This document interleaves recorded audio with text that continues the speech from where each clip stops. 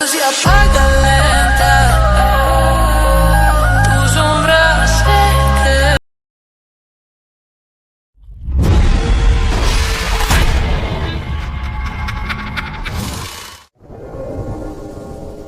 गंभीरा भविष्यति रात्रि नीनास्यो वर्णसंयुक्तया जीवन चक्रम।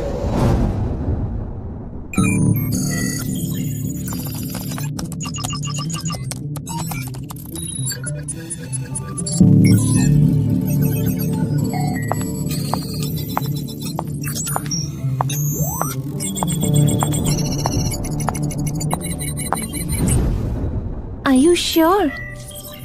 तुम्हारी आखिरी टीम जो इस फील्ड में सर्वे के लिए गई थी, उनके 5 लोग इसी एरिया से गायब हुए थे।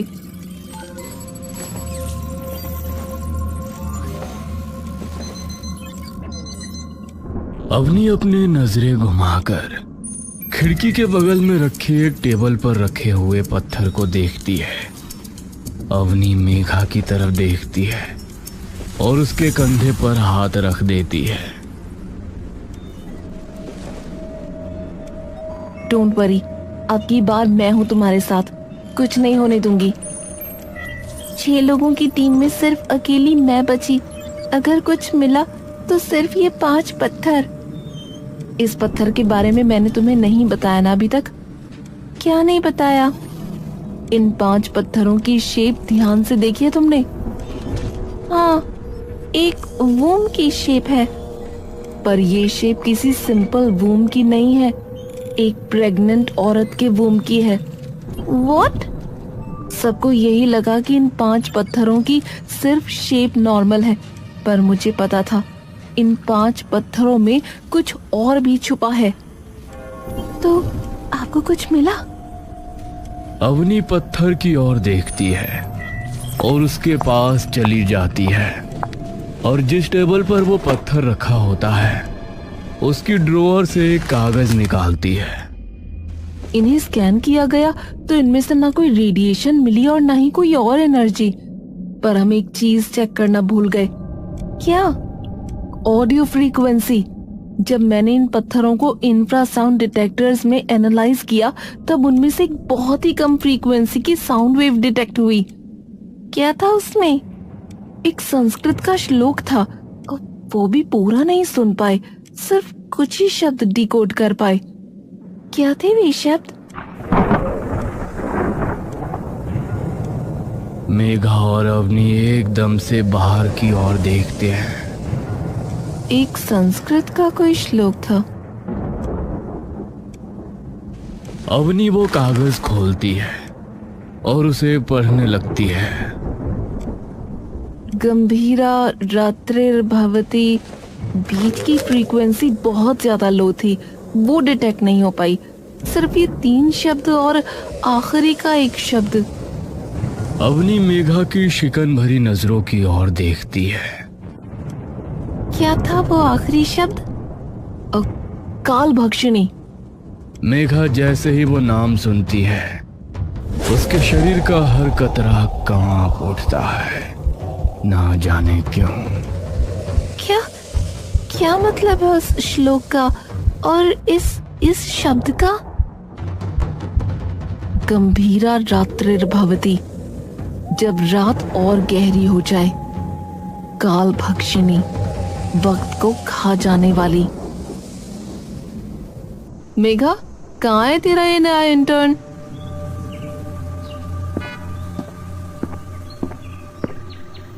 आ गया मैम, आ गया। इंटर्न तुम हो, हम नहीं, जो तुम्हारा वेट करेंगे। You should be on time. I am so sorry ma'am, वो मैं मंदिर में माथा टेकने के लिए रुक गया था। अवनी एकदम से राहुल की ओर देखती है। तुम भगवान को मानते हो? बस मानता नहीं हूँ, शिव शंभू का भक्त और माता रानी का बेटा हूँ मैम। अरे ये क्या लिया यार मेघा, माना तेरा बॉयफ्रेंड है, बट कम ऑन। सिर्फ बॉयफ्रेंड है इसलिए नहीं लाई मैम, इसकी ऑब्जर्वेशन स्किल्स बहुत बढ़िया है। पैटर्न्स और अलग चीजों को पहचानना इसके खून में है। इसके पापा बड़े फेमस प्राइवेट डिटेक्टिव थे। अच्छा ठीक है, फिर इससे कहियो कि मुझसे कम ही बात किया करे, फालतू में ऑफेंड हो जाएगा वरना। अरे नहीं, जब काम की बात आती है तो वहाँ ये एकदम सीरियस रहता है। मुझे भी मैम बुला रहा है, आपने देखा ना? हाँ ठीक है। तीनों टैक्सी में बैठकर गूढ़ वन की ओर निकल लेते हैं।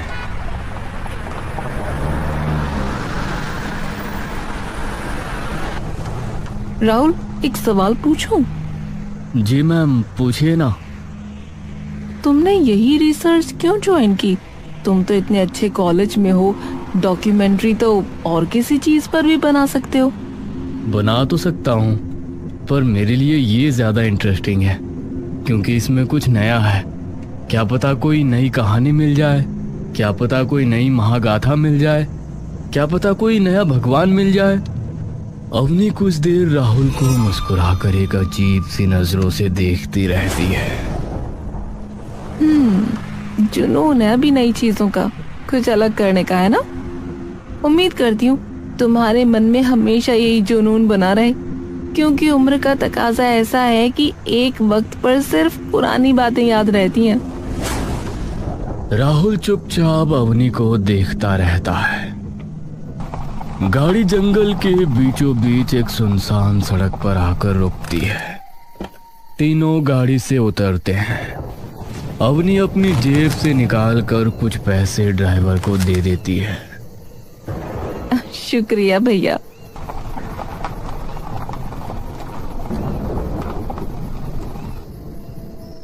अवनी, मेघा और राहुल अब सुनसान जंगल में एकदम अकेले थे। अवनी अपने बैग से 2 वॉकी टॉकी निकालती है।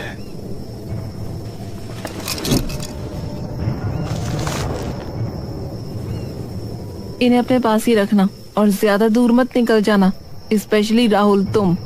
तुमने ये कभी किया नहीं है, इसलिए बता रही हूँ। अवनी, वैसे हम यहाँ सुबह भी तो आ सकते थे ना, फिर अभी क्यों आए? और एक बात मैम, और जो मुझे पूछनी थी, आमतौर पर ऐसे रिसर्च में टीम बहुत बड़ी होती है, लेकिन हमारी टीम में सिर्फ 3 लोग हैं, क्यों? सबसे पहले तो ये कि हम रात को इसलिए आए हैं क्योंकि जैसा कि मैंने तुम्हें बताया, उस पत्थर में से कुछ आवाजें कैप्चर की गईं, जो कि संस्कृत का एक श्लोक था, जिसमें ये कहा गया था कि जब रात और गहरी हो जाएगी तो इसीलिए रात को ही आना चाहती थी मैं। शायद कुछ ऐसा दिख जाए जो हमें दिन में ना दिखे। और तुम्हारे सवाल का जवाब, ये कोई ऑफिशियल रिसर्च नहीं है। जब लास्ट टीम के 5 मेंबर्स नहीं मिले तो इस रिसर्च को बंद कर दिया गया था। सिर्फ मैं और मेघा ही थे जिन्होंने बाद में ये रिसर्च जारी रखी थी, तो इसीलिए। ओह ठीक है। और कुछ? राहुल और मेघा दोनों नाम में गर्दन हिला देते हैं। Alright then. बोलिए शिव शंकर भगवान की। अवनी और मेघा एकदम से अपने होठों पर उंगली रखती हैं। जागरण में नहीं आए तुम? मैम, किसी भी शुभ काम से पहले भगवान को याद कर लेना चाहिए। इससे पहले जो टीम आई थी ना, वो पूजा पाठ ही करके आई थी। राहुल कुछ नहीं बोलता। तीनों आसपास ही रहना, ज्यादा दूर मत जाना। कोई भी ऐसी चीज जो लगे कि अलग है, contain it and capture it. Rahul अपने बैग से अपना हैंडी कैम निकालता है और उसे ऑन कर लेता है। तीनों जंगल के अंदर निकल जाते हैं। जंगल बहुत ही घना और सुनसान होता है। तीनों धीरे धीरे जंगल की दूरतम गहराई में जाने लगते हैं, जहां बिच्छुआ, हिगोट और कई झाड़ियां घनी होती जा रही थी। रुको, क्या हुआ? यही है ना वो जगह?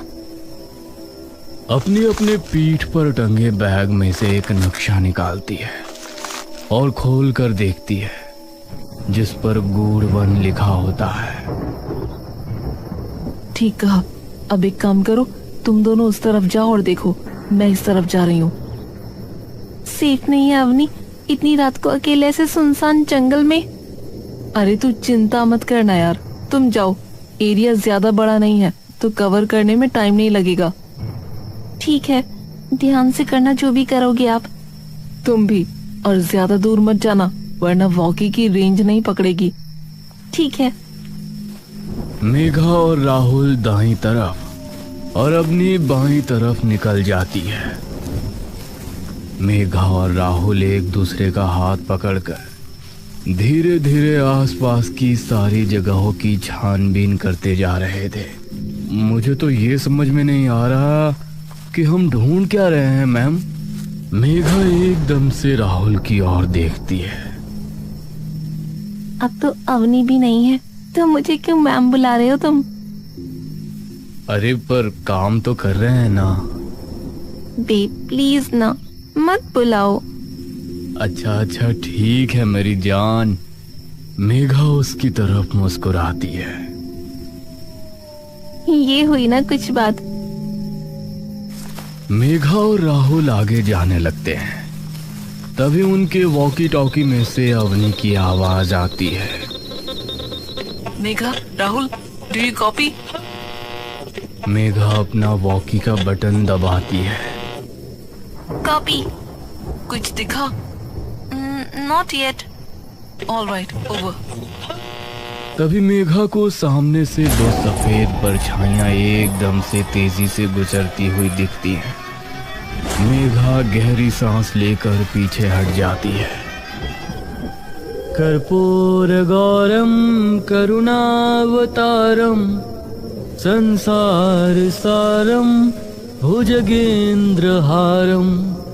राहुल वो आवाज सुन इस कदर मंत्रमुग्ध हो जाता है कि कब उसका हाथ मेघा के हाथ से छूट जाता है, इस बात का उसे खुद अंदाजा ही नहीं लग पाता।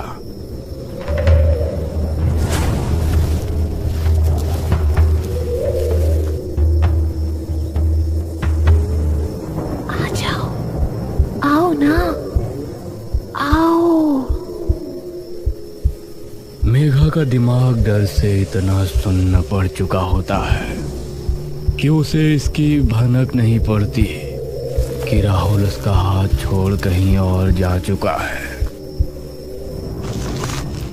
मेघा वॉकी को अपने कानों के पास लाती है और उस आवाज को ध्यान से सुनने की कोशिश करती है।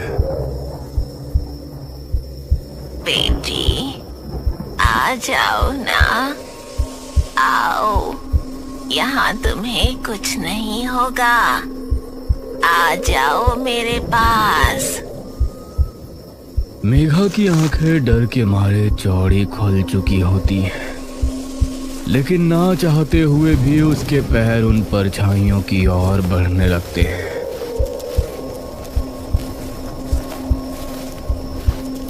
धीरे धीरे मेघा अपनी पलकें उठाकर देखती है कि उसके सामने एक बड़ा सा पीपल का पेड़ है।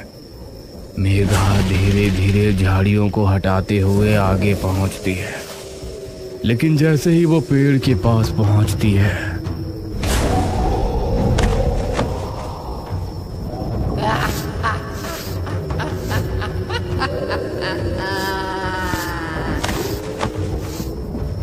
ये मैं कैसे? ये तो मैं हूँ। मेघा कांपती बिखरी सांसों से रोना शुरू कर देती है।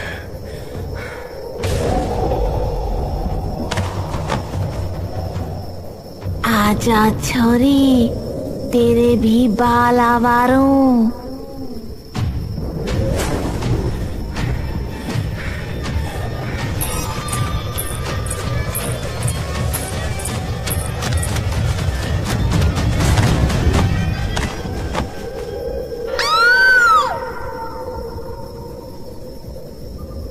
राहुल मंत्र की ओर बिना कुछ सोचे समझे जा रहा होता है कि तभी उसे अपने सामने एक अग्नि कुंड दिखता है, जहां एक मर्द औरत के लिबास में कुंड के सामने बैठा है। तभी वो पुजारी राहुल की ओर एकदम से बड़ी बड़ी क्रोध में जलती हुई आंखों से देखता है।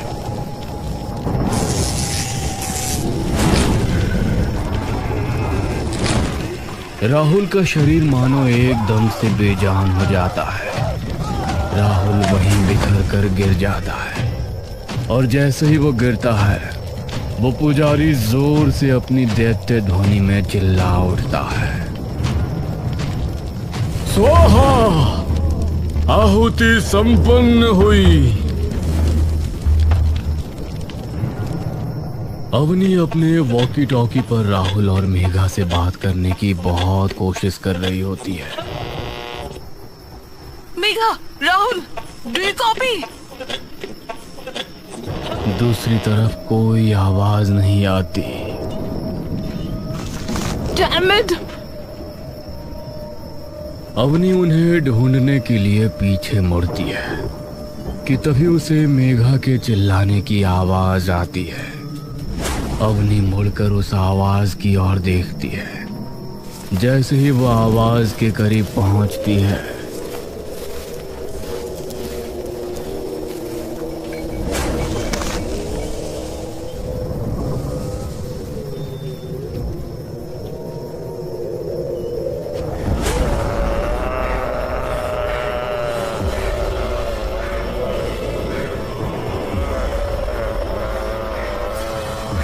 अवनी की आंखों का डर एकदम से विकराल क्रोध में बदल जाता है।